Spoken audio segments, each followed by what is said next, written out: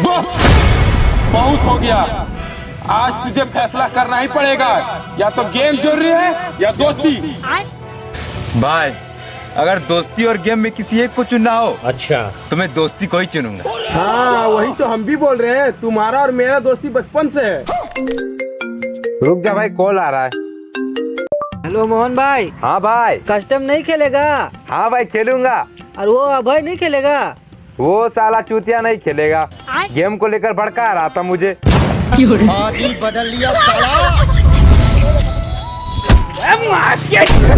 अबे साले शायद तुम्हें जानता नहीं है, अभी तेरी ऐसी तेज करवाता हूँ।